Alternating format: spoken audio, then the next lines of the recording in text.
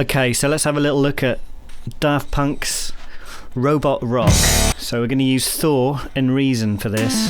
The Thor synth has got so many amazing different options with how you can create your own sound. So we're going to make a monophonic sound here. We're going to turn that portamento just a tiny little bit, but just using a smidgen, not too much.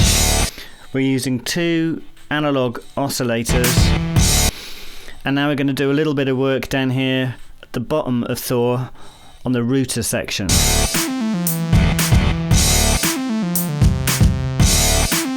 So the source, we're going to select source LFO1, we're going to also select rotary 1 and rotary 2 for some sound sculpting that we're going to do later on.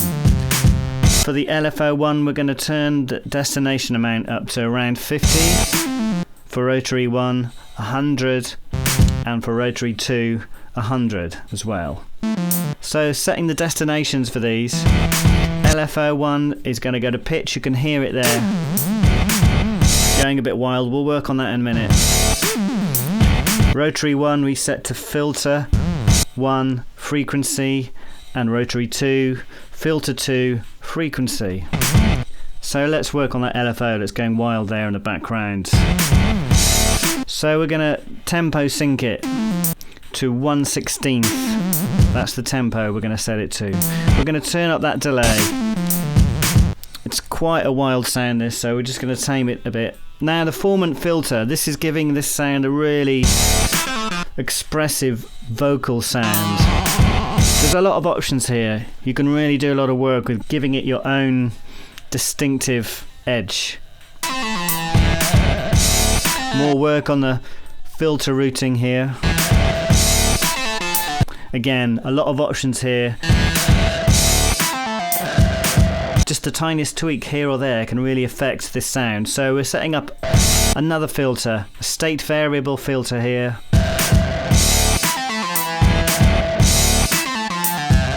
Cut that drive a little bit so you can hear that octave higher there, mixing it there. Let's tweak it.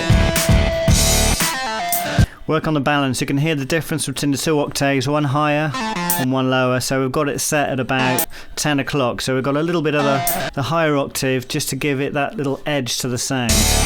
You can only just hear it, but it makes all that difference. Bit of work on the wave shaping. Syncing the 2 oscillators. Constantly checking. Constantly adding variety. So now we can switch over to the rotaries 1 and 2 for some sculpting. Constantly listening, looking at the parameters, working out how we're making the synthesizer sound this way. And it's all a learning curve just pushing the parameters of the synth to see where we can take it. Getting that mix right. Okay, so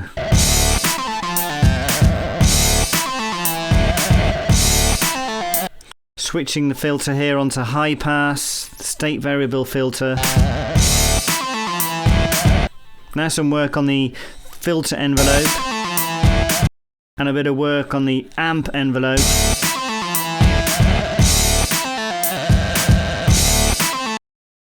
And finally the global envelope. Turning down that release. And a waveform for the global envelope to a harsher triangle shaped wave.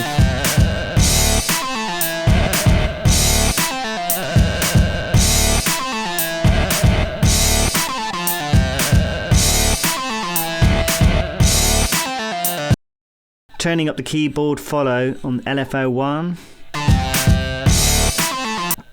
So it's shaping up, it's getting really close now.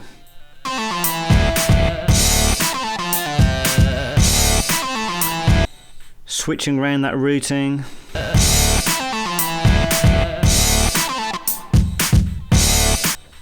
Some more work on the routing of the filters. Blending the mixer of the 2 oscillators. Listen to these options. There's a lot you can do with this formant filter. It's amazing. Tweaking it till it sounds as much like the sound that we're trying to create as possible.